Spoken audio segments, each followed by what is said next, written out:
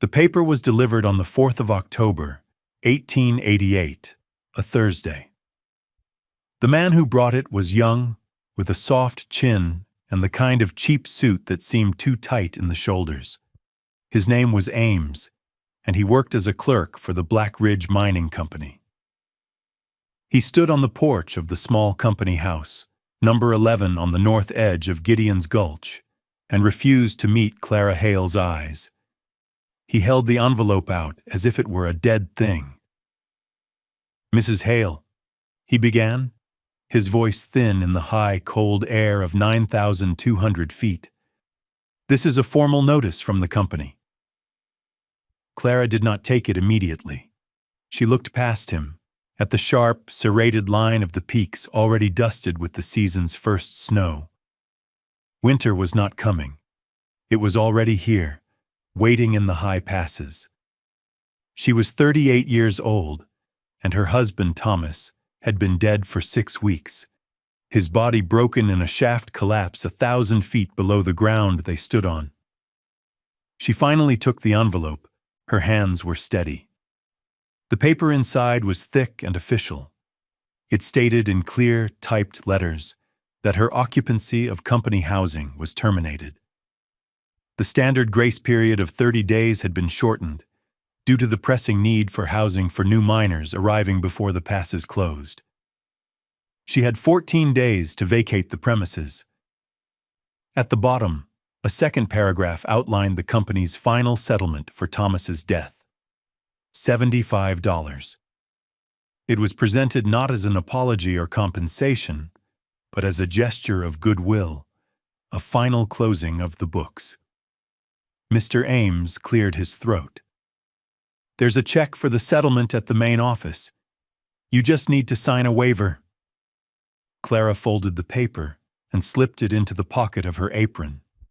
She looked at the clerk now, a direct and unblinking gaze that made him shift his weight from one foot to the other. She did not weep. She did not raise her voice. The shock was a cold, silent thing that settled deep in her bones. A piece of the coming winter lodged inside her. 14 days, she said. It was not a question. It was a statement of fact, like noting the temperature or the time of day. "Yes, ma'am. I'm sorry," he said, though the words carried no weight. He was an instrument, a messenger. The cruelty was not his own. It belonged to the ledgers and the policies written in an office in Denver by men who had never felt the bite of a Gideon's Gulch winter. "And the settlement is $75, she added, her voice just as level. "Yes, ma'am." He seemed eager to leave. He took a half step back toward the porch steps. Clara did not move. She watched him, and in her stillness, he saw something that unnerved him more than shouting would have. He saw a composure that was absolute. He was a young man accustomed to the predictable grief of widows, the loud anger of wronged men. He did not know what to do with this quiet woman, who looked at him as if he were a column of figures in a book, a problem to be assessed. He finally mumbled something about his duties and turned, walking quickly down the path, his boots crunching on the frost-hardened dirt. Clara watched until he was gone. Then she went back inside the house, closing the door softly behind her. The house was Thomas's last gift, filled with the scent of him, of sawdust and pipe tobacco, and the faint metallic tang of the earth he had worked in. In 14 days, that too would be taken from her. She walked to the kitchen table and sat down in the chair Thomas had built. She pulled the notice from her pocket and laid it flat on the worn pine. She read it again, not for emotion, but for information. 14 days, $75. Vacate the premises. The words were simple, administrative, and utterly final. This was the moment the world pivoted. The life she had known was over. A new one, a life of cold calculation, was about to begin. She sat there for a long time as the afternoon sun slanted through the window, the light growing weaker, paler, a preview of the long darkness to come. She did not light the lamp. She sat in the growing dark of the kitchen and performed the grim arithmetic of her own survival. The $75 from the company was a starting point. In a small tin box hidden beneath a loose floorboard in the bedroom, she had her own savings, accumulated over years from selling eggs and mending clothes for the miners. She retrieved it and counted the contents on the table in the faint moonlight. $42.16. Her total capital was $117.16. It felt like a fortune and nothing at all. Her mind worked like a careful accountant, listing her options in a silent ledger. Option 1. Denver. The stagecoach ticket would cost $18, a significant portion of her funds. Once there, a room in a boarding house, if she could find one that would take a woman her age, would be at least $4 a week. Work was the great unknown. She was 38. The laundries, the kitchens, the boarding houses, they hired young women, girls with strong backs, who could work 14-hour days without complaint. They did not hire widows approaching 40, women whose faces were already mapped with grief and hardship. She calculated how long her money might last. 10 weeks? Perhaps 12 if she ate little and found a room in a poor part of the city. 12 weeks would take her to the middle of January, the very heart of winter, at which point she would be destitute in a city of strangers. She drew a line through that option in her mind. It was a slow death sentence. Option 2. Stay in Gideon's Gulch. The town was little more than a company camp. Every house, every business, the general store itself, all existed on land leased from Black Ridge Mining. There was no independent life here. She had no family. Her parents were long dead, buried in a churchyard in Ohio, a place she could no longer imagine. Thomas had been an orphan. They had been a complete world unto themselves, a small, sturdy unit of two. Now the unit was one, and it was not viable. She could not rent a room here. There were none to be had that were not owned by the company. She could not work here. The only work was for men in the mine or for young women in the saloon. She was neither. This option, too, was a dead end. There was no third option. The list was complete. She sat at the table and stared at the facts. $117. 14 days until she was homeless. Winter arriving not as a season, but as an invading army. She was a line item in the company's expense report, a minor cost to be cleared from the books. The cruelty of it was not personal. It was systemic, a function of the cold logic of profit and loss. It occurred to her that Thomas had not been killed by falling rock. He had been killed by this same logic, a logic that valued the ore in the ground more than the man who dug it out. She felt no self-pity. The emotion was a luxury she could not afford. Pity would not keep her warm. Pity would not fill her belly. It was a useless, heavy thing. What she needed was a plan, an answer to the equation she had laid out before her. She was a problem to be solved, and the available materials were one woman, $117, and the vast, indifferent wilderness that surrounded the town. The scale of it was terrifying, but the clarity was a strange comfort. She knew exactly where she stood. She stood on the edge of a cliff, and the only way to go was forward. She rose from the table, her movements stiff but deliberate. It was time to pack. She would not waste a single hour of her 14 days. She would start with Thomas's things, the pieces of him that remained. It was in his trunk, at the bottom, beneath his spare woolen shirts and the worn copy of Shakespeare he had loved, that she found it. It was a journal, bound in dark brown leather, its pages filled with his neat, precise handwriting. It was not a diary of his feelings, but a log of his observations. Thomas had been more than a miner. He was a self-taught geologist, a student of the earth. He saw the world in layers, in strata, in faults and fissures. He had spent his few free days walking these mountains, not for pleasure alone, but for knowledge. He recorded rock formations, soil types, the flow of water, the way the trees grew differently on a north-facing slope than on a south-facing one. Clara sat on the floor with the journal in her lap, turning the pages carefully. It smelled of him, a faint, clean scent of paper and ink and leather. It was a conversation across the chasm of death. She ran her fingers over his sketches of granite outcrops and limestone deposits, and then she found the entry. It was dated August 12, 1886, more than 2 years ago. The heading read, "Limestone Alcove, South Slope of Unnamed Ridge. Propose Widow's Ridge." His entry was meticulous. While surveying the old Brierson claim, I found a significant geological feature, a natural alcove or shallow cave in a massive limestone formation. Approximate dimensions: 20 feet across the mouth, 12 feet deep. Ceiling height tapers from 9 feet at the front to 6 at the back. Most importantly, its orientation is due south, a perfect solar collector.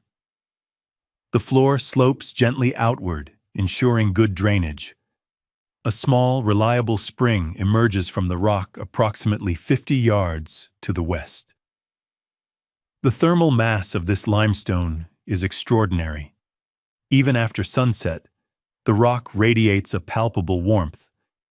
It would make a superior winter shelter for a prospector, far better than a canvas tent or crude cabin. With a dry stack wall across the front, it would be almost a house. Below the text was a detailed sketch. He had drawn the shape of the alcove, the slope of the hill, the location of the spring. He had even sketched a hypothetical front wall, with a space marked for a door and another for a small window. He had marked the prevailing wind direction, from the northwest, and shown how the bulk of the ridge would block it completely. The final sentence of the entry was pure Thomas, a simple statement of practical fact that now felt like a prophecy.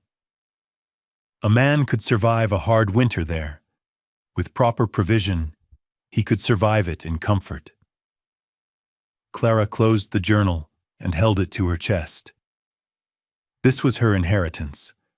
Not money, not property, but something far more valuable. Knowledge. A location. A plan. It was as if he had reached through time and given her a key. He had seen this place, and, without knowing her future, had documented its potential with the care and precision he applied to all things. He had prepared a way for her. In the crushing loneliness of the last 6 weeks, she had felt utterly abandoned. But now, holding this book, she understood she was not alone. Thomas was still with her, his intelligence a map she could follow, his voice a quiet instruction in her ear, a flicker of something that felt like hope, fragile but real, ignited in the cold space of her heart. She would go to this place. She would see it with her own eyes. Widow's Ridge. He had named it, and now his widow would make it her home. The next morning, she rose before dawn. She dressed in her sturdiest boots, a woolen skirt, and Thomas's heavy wool coat, which hung loose on her frame but provided a familiar comfort. She packed a small canvas bag with a loaf of bread, a piece of cheese, a canteen of water, and Thomas's journal. She walked out of the silent town as the first light touched the highest peaks, her breath pluming in the frigid air. The directions in the journal were clear: Follow the main creek north for 2 miles, then take the old, overgrown logging trail that branched to the east. The trail would climb for another 2 miles, gaining 800 feet in elevation. The walk was arduous. The logging trail was barely visible, choked with fallen timber and thickets of mountain laurel. She had to push her way through, the sharp branches scratching at her coat. The air grew thinner as she climbed, and her lungs burned with the effort. But the work focused her mind, pushing away the grief and fear, leaving only the task at hand. She consulted the journal, comparing Thomas's sketches of rock formations to the land around her. A granite outcrop shaped like a bear's head, a stand of ancient, twisted bristlecone pines. He had marked them all. She was walking in his footsteps. After 2 hours of steady climbing, she reached the ridge. The trees thinned, and she stepped out onto a slope of scree and sun-bleached grass. The view was immense. The entire valley spread out below her, Gideon's Gulch a tiny gray smudge in the distance. And there, just as he had described, was the massive pale gray wall of limestone, a sheer cliff rising 100 feet from the mountainside. She followed the base of the cliff, her heart pounding with a mixture of hope and anxiety. What if it was not as he'd described? What if it was wet or too small, or faced the wrong way? It was hidden, just as he'd implied it would be, tucked behind a screen of gnarled, old-growth juniper. She pushed aside a heavy branch and stopped. It was perfect. It was exactly as he had drawn it.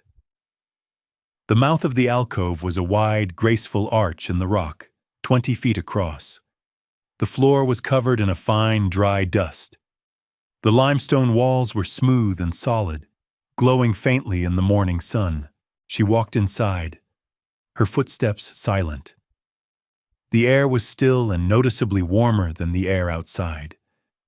She looked up at the ceiling, 9 feet high at the entrance, sloping gently down to the back, where she saw the dark line of the fissure he had mentioned, a natural flue. She began a methodical inventory, just as he would have. The interior space was roughly 200 square feet, the size of a small cabin. The floor was dry and sloped correctly for drainage. The southern exposure was absolute. The sun would pour into this space from morning until late afternoon. She stepped outside and found the spring, a steady, clear trickle of water seeping from a crack in the rock and gathering in a small, stone-lined pool. Below the ridge, the south-facing slope was a treasure trove of fallen timber, ponderosa pine and aspen, seasoned and dry, enough firewood for a dozen winters, and everywhere, scattered across the slope, was an abundance of flat, manageable granite stones, scree from the cliffs above, perfect for building. She sat on a flat rock at the mouth of the alcove and ate her bread and cheese, looking out at the world. From here she could see everything. She was above the town, separate from it. The company that had evicted her was a powerless abstraction down below. Here there were only the rock, the sun, the water, and the wood, the fundamental elements of survival. Thomas had not just found a place. He had found a fortress, a piece of geology perfectly engineered for life. She opened the journal to his sketch and laid her hand on the page. "Thank you, Thomas," she whispered to the quiet air. The decision was made. This would be her home. This could work. This could actually work. Her first stop back in Gideon's Gulch was Porter's General Store. Elias Porter was a man of 70, with a fringe of white hair and hands gnarled by arthritis, but his eyes were sharp and missed nothing. He had known Thomas for years, had respected his quiet intelligence and his habit of paying his debts on time. When Clara walked in, a list written in a neat hand on a scrap of paper, He nodded to her from behind the counter. "Mrs. Hale," he said, his voice a low rumble. "I was sorry to hear the news. From the company." Word traveled fast in a town this small. "I have 14 days, Mr. Porter," she said simply. "It's a damn shame," he said, and she knew he meant it. He looked at the list in her hand. "What can I get for you?" She began to read from her list, and as she did, a slow understanding dawned in the old man's eyes. This was not the shopping list of a woman preparing to leave.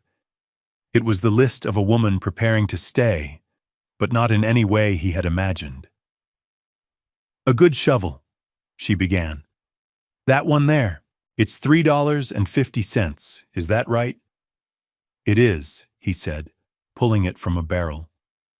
"A pickaxe, the one with the hickory handle, $2.75. "Yes." "A handsaw, a heavy hammer, and a level."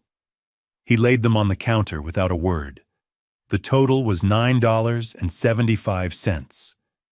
She paid in coin, her movements precise. Then she moved to provisions. 100 pounds of flour, 50 pounds of pinto beans, 20 pounds of salt pork, 10 pounds of salt, 5 pounds of Arbuckle's coffee. He weighed everything out, his movements methodical. He saw the grim determination in her face. He knew she had no family to go to, no money to speak of. He was watching a woman arming herself for a war against the winter. "And matches," she said. 2 large boxes and candles, and 3 bars of lye soap. Finally, she pointed to the largest item in the store, a small, pot-bellied cast-iron stove sitting in the corner. "The stove, Mr. Porter. How much?" "That's $12, he said softly. "I'll take it, and 20 feet of stovepipe to go with it." That was another $4. He added it to the growing pile of goods. Her last major purchase was a heavy 12 by 15-foot canvas tarp, waterproofed with linseed oil. $6. She was spending her money with surgical precision, buying only what was essential, what would last. When she was finished, the bill came to $59.25. It was more than half of her entire fortune. She counted out the money. As she did, Mr. Porter went into the back room. He returned with a thick gray wool blanket, a small whetstone for sharpening the saw and axe, and a heavy wooden box filled with an assortment of nails, screws, and hinges. He placed them on the counter with her other things. "What do I owe you for these?" Clara asked. "Nothing," he said, his gaze steady. "Thomas was a good man. He settled his accounts. This one is on the house." Tears pricked at the back of her eyes, the first she had felt since the notice was delivered. It was the simple, unexpected kindness of it. She blinked them away. "Thank you, Elias." "You'll need help getting this hauled," he said, gesturing to the heavy stove and sacks of flour. It was a question disguised as a statement. "I will come for it in pieces," she said. "I can manage." He knew better than to argue. He saw the set of her jaw. "I'll hold it here for you as long as you need," he said. He did not ask where she was going. He did not ask what she was building. He saw her resolve and he respected it. He was a quiet ally, a witness to her impossible plan. And in a world that had declared her disposable, that witness was worth more than any amount of money. The labor began that same afternoon. For the next 10 days, Clara worked from the first light of dawn until the last fading rays of dusk. Her life became a cycle of pure physical effort. The first task was moving her supplies. She could not carry the stove, but she could manage the smaller things. Each day she made 2 trips, hauling 50-pound sacks of flour and beans on her back, up the steep trail to the ridge. The 4-mile journey took her nearly 3 hours one way. Her muscles screamed in protest, but with each trip, she grew stronger, her body hardening to the task. She left the heavy stove and tools at Mr. Porter's, the final items to be moved. Once the provisions were secured in the back of the alcove, covered by the canvas tarp, she began the construction of the wall. This was the most grueling work of all. Using the pickaxe, she loosened the flat granite stones from the scree field below the ridge. Each stone weighed between 20 and 50 pounds. She would pry one loose, lift it, and carry it up the slope to the mouth of the cave. Her hands, soft from years of housekeeping, were raw by the end of the first day. By the third, they were covered in a patchwork of blisters and cuts. She ignored the pain, wrapping them in strips of cloth torn from an old shirt. She was not a stonemason, but Thomas had taught her the principles of a dry stack wall. Choose flat stones, overlap the joints, set each stone on at least 2 stones below it, use smaller stones to fill the gaps and wedge the larger ones tight. Slowly, painstakingly, the wall began to rise. It was a monument to her own endurance. A foot high, then 2, then 3. She left a 3-foot opening for the door and a small 2-foot square opening for a window. After a week of relentless hauling and lifting, the wall stood 4 feet high, a solid barrier of gray granite enclosing the front of her new home. Next came the woodwork. She used the handsaw to cut down dead standing pine, limbing the trunks and cutting them into manageable lengths. From these, she framed the door and the window, nailing the rough-hewn timbers directly to the rock where she could, and wedding them into the stonework. She built a simple plank door, fastening the boards together with 2 cross braces. She hung it using the heavy iron hinges Mr. Porter had given her, fashioning a simple wooden latch to secure it from the inside. She stretched the canvas tarp over the window opening, creating a translucent pane that would let in light but keep out the wind. Finally, with the help of Mr. Porter's boy, who agreed to drive his father's wagon as far up the logging trail as it would go for $1, she brought up the stove. Getting it the final half-mile up the steep slope was a battle of leverage and sheer will, but she managed it, sliding it over the rocks on a makeshift sledge of pine branches. She set the stove on a carefully leveled stone platform inside the alcove, 5 feet from the front wall. She fitted the lengths of stovepipe together, running the pipe up and out through a purpose-built channel in her stone wall, sealing the gaps around it with a mixture of mud and small stones. Her last and most vital task was the gathering of firewood. This was not a chore. It was her life insurance. She worked with a feverish intensity, sawing fallen pine and aspen into stove lengths, splitting the larger rounds with the back of her axe and a wooden wedge, and hauling it all up to the shelter. She stacked it along the inside wall of the alcove, a dense, fragrant wall of fuel. She organized it with meticulous care, kindling, small branches, and larger logs, all sorted and stacked so the driest wood would be used first. She did not stop until she had amassed a pile that reached the ceiling and ran the full 12-foot depth of the cave, at least 4 cords, a fortress of firewood that represented warmth, cooked food, and life itself through the coming winter. On the 13th day, she stood back and looked at what she had built. It was not a cave anymore. It was a home, a small stone and timber bastion against the cold. And it was hers. The storm arrived on the 21st of November. It did not come gently. It came as a sudden, violent assault, the sky turning a bruised metallic gray and the temperature plummeting 30 degrees in a single afternoon. The wind began to howl out of the northwest, a relentless, shrieking force that scoured the high peaks. Then the snow began.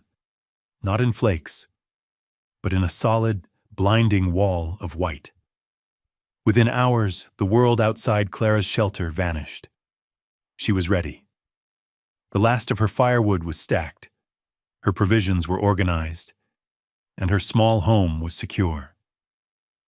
She latched the plank door, the sound a solid thud against the rising shriek of the wind.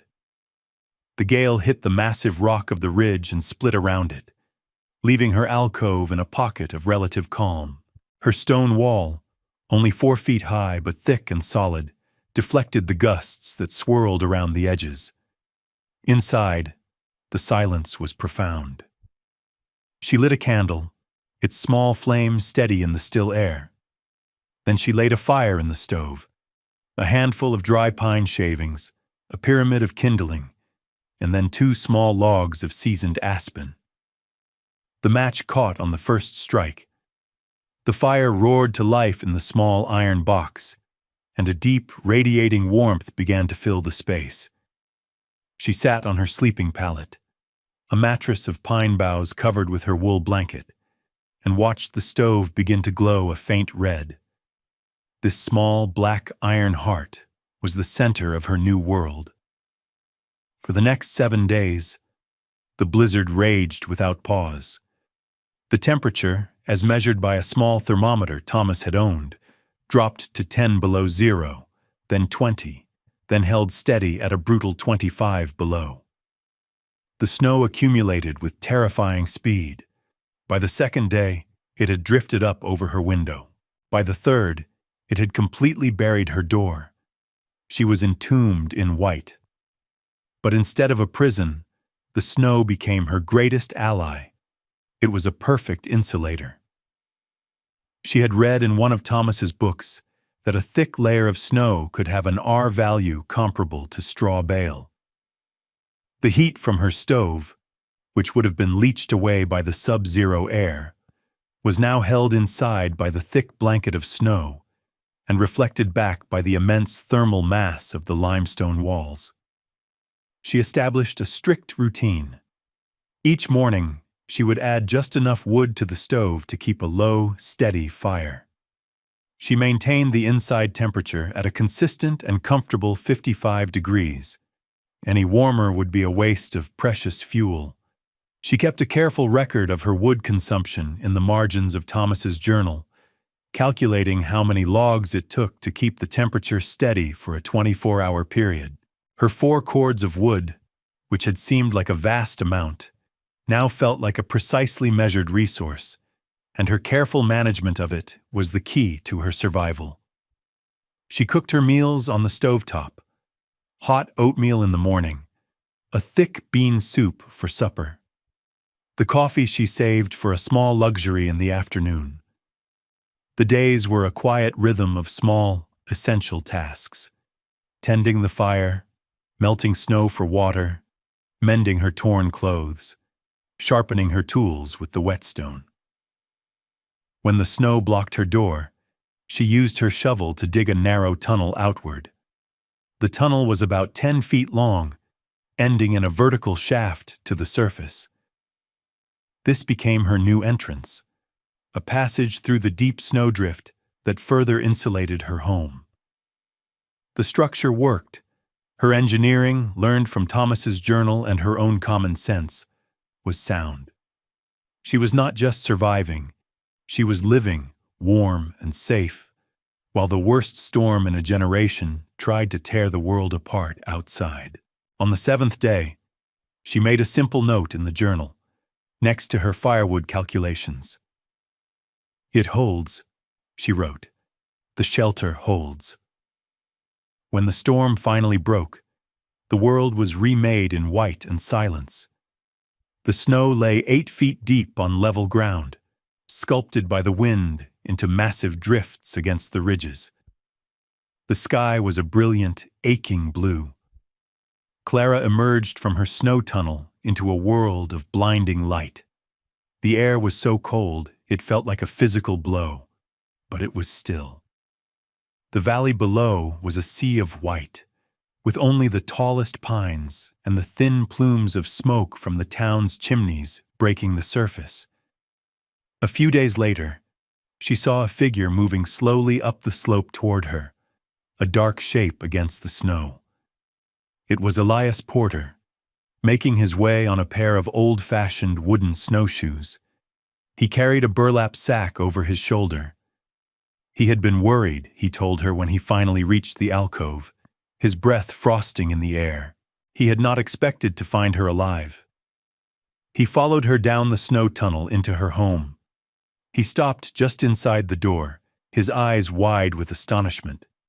The air was warm and dry, smelling of wood smoke and coffee. He looked at the dry stack wall, the well-fitted door, the glowing stove, the immense, orderly pile of firewood. "My God, Clara," he said, his voice filled with awe.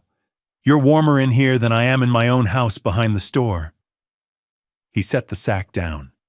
It contained a 5-pound bag of sugar, a small tin of tea, and 2 new novels from a shipment that had arrived just before the storm. "A little something," he said gruffly, "to pass the time." He told her the news from the town. It was grim.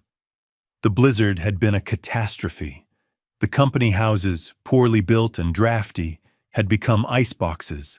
Several families had run out of firewood entirely, their green wood piles frozen solid under the snow. There was sickness, coughing, fevers. The company had been unprepared. The mine superintendent hunkered down in his own well-insulated house, offering little help. Mr. Porter's story was the first crack. Word of the widow on the ridge began to spread through the desperate town. A few days after his visit, another figure appeared, a young woman named Sarah, the wife of a miner, pulling a small sled with her sick 4-year-old son bundled in blankets. The boy's cough was a dry, racking sound. Their cabin was freezing, their wood gone. She had heard that Clara was warm. She was desperate. Clara brought them inside without hesitation. She sat the boy near the stove, wrapped him in her own wool blanket, and brewed him a hot, sweet tea with some of the dried mint she had gathered in the fall. She listened to Sarah's story. Then she took her outside and showed her something simple. She showed her how to bank the deep snow against the north and west walls of her cabin, packing it down to create a thick, insulating barrier. "The snow is not your enemy," Clara explained. "You have to use it." She sent Sarah back to town with a bundle of her own dry kindling and a small sack of split pine. "This will get your fire started again," she said. "Then keep it going, no matter what." The woman wept with gratitude. Others followed. An old widower whose hands were too stiff with arthritis to split his frozen logs, a young couple with a newborn baby. They came to her not for charity, but for knowledge. She taught them what she knew. She drew diagrams in the snow with a stick, showing how to build a simple snow wall as a windbreak, how to clear a roof to prevent collapse, how to arrange a woodpile for optimal drying. She gave away portions of her food and her firewood, small amounts she could spare. But the real gift was her practical wisdom. She, who had been cast out as a useless burden, had become the town's most valuable resource. She was no longer just the widow Hale. She was Clara of the Ridge, the woman who understood the cold. The blizzard had crippled the Black Ridge Mining Company. Shafts were flooded, equipment was frozen, and the workforce was sick and demoralized. The disaster was so complete that it drew the attention of the head office in Denver. They dispatched their best man, a senior engineer named Alistair Finch, to assess the damage and develop a plan to prevent a recurrence. Finch was in his late 40s, a serious, methodical man with a degree from a prestigious Eastern university. He arrived in Gideon's Gulch to a scene of chaos and incompetence. He spent his first week interviewing the local superintendent, studying the layout of the town, and inspecting the shoddy construction of the company housing. He quickly concluded that the entire settlement was fundamentally unfit for the realities of a high-altitude winter. He heard stories, whispers at first, then more direct accounts from men like Elias Porter about the woman living up on the ridge. They told him she had built a shelter in a cave and had ridden out the storm in warmth and safety. Finch was a man of science and engineering. He was deeply skeptical of folk tales about miracle shelters. He assumed it was an exaggeration, a crude hovel where a desperate woman had gotten lucky. Still, his professional curiosity was piqued. Accompanied by Mr. Porter, he made the journey up to Widow's Ridge. As they approached, Finch saw the neat plume of smoke rising from the stovepipe, a stark contrast to the haphazard, smoky chimneys in the town below. When Clara opened her door and he stepped inside, his skepticism evaporated, replaced by a profound, professional respect. He did not see a hovel.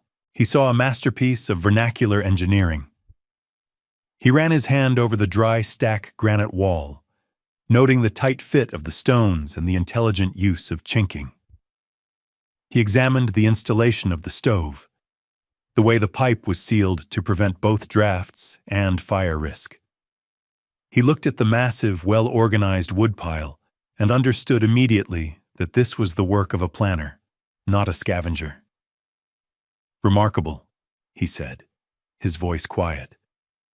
He began to walk the space, talking almost to himself, using the language of his profession.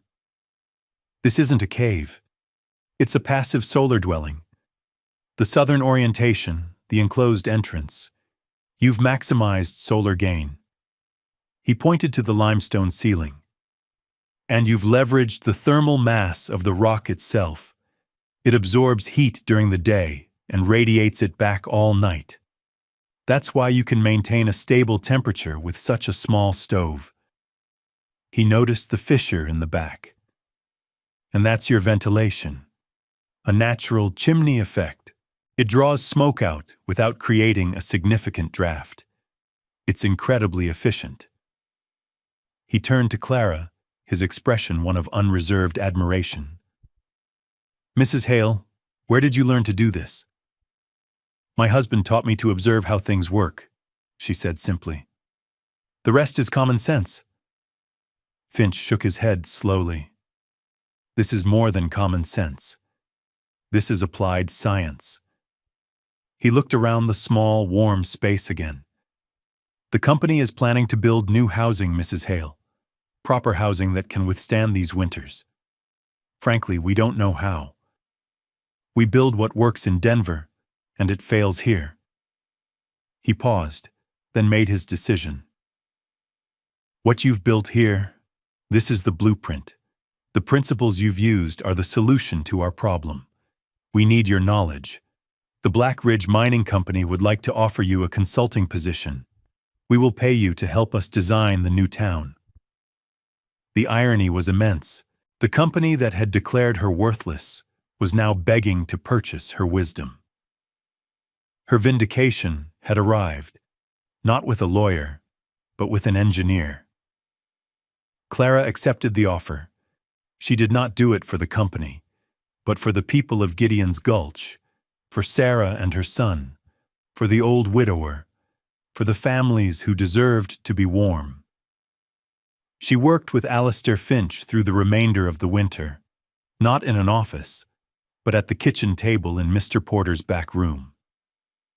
She drew sketches on rough paper, translating the principles of her shelter into plans for small, sturdy cabins. Her designs were simple and elegant. Each house was to have a primary southern exposure with large windows to capture the winter sun. The north walls were to be thick and windowless, banked with earth for insulation. She specified the use of local stone for foundations and a central hearth, creating a thermal mass at the core of each home. She insisted on smaller, more efficient stoves, properly vented, and she drew up a detailed plan for the management of the town's wood supply, ensuring every family had access to seasoned, dry fuel, Finch translated her practical knowledge into formal blueprints, astonished by her intuitive grasp of thermodynamics and structural integrity. He treated her not as a curiosity, but as a professional peer. A quiet respect grew between them, built on a shared understanding of how the material world worked. The reckoning for the Black Ridge Mining Company was swift and administrative. The local superintendent, whose negligence had been so thoroughly exposed, was dismissed. Mr. Ames, the young clerk who had delivered her eviction notice, was quietly transferred to a desolate outpost in Nevada. The change was not driven by morality, but by Finch's stark report to the Denver office, which concluded that Clara Hale's designs would save the company more in lost productivity and worker retention than they would ever cost to build. It was the cold logic of the ledger, the same logic that had cast her out, that now served to vindicate her. She was paid $500 for her work, a sum that was, to her, a fortune. With the first half of it, she walked into the company land office and, with Mr. Finch as her witness, purchased the deed to a 10-acre plot on the south slope of the mountain. The plot included her limestone alcove. Widow's Ridge was now hers, by law as well as by labor. With the second half, she bought the small abandoned house next to Porter's General Store, a place to live during the warmer months, a foothold back in the community that had once expelled her. The narrator of these events would note that there was no celebration. The money was collected. The land was hers. The truth of her competence was documented and paid for. But Thomas was still buried in the frozen ground of the town cemetery. The months of crushing labor and solitude were gone, a part of her life she could never reclaim. The scars on her hands had faded to white lines, but they remained. She had not been rescued. She had rescued herself. The final scene takes place the following spring. The snow has retreated to the high peaks, and the valley is green with new aspen leaves. Clara stands at the entrance to her shelter on the ridge. The interior is clean, the stove polished and cool, and a neat stack of kindling sits beside it, ready. She will never abandon this place. It is her fortress, her proof, the source of her new authority. It will always be kept ready. Alistair Finch, who now travels to Gideon's Gulch regularly to oversee the construction of the new town, sometimes walks up to the ridge to sit with her. A quiet companionship is forming, unhurried and based on mutual respect. But that is a secondary story. The primary story is the shelter itself. She was no longer the widow of Thomas Hale, a woman defined by loss. She was Clara of the Ridge, a woman defined by what she had built. The shelter remained, kept ready, a quiet monument to the fact that she had faced the cold, the cruelty, and the calculation, and met them all with her own.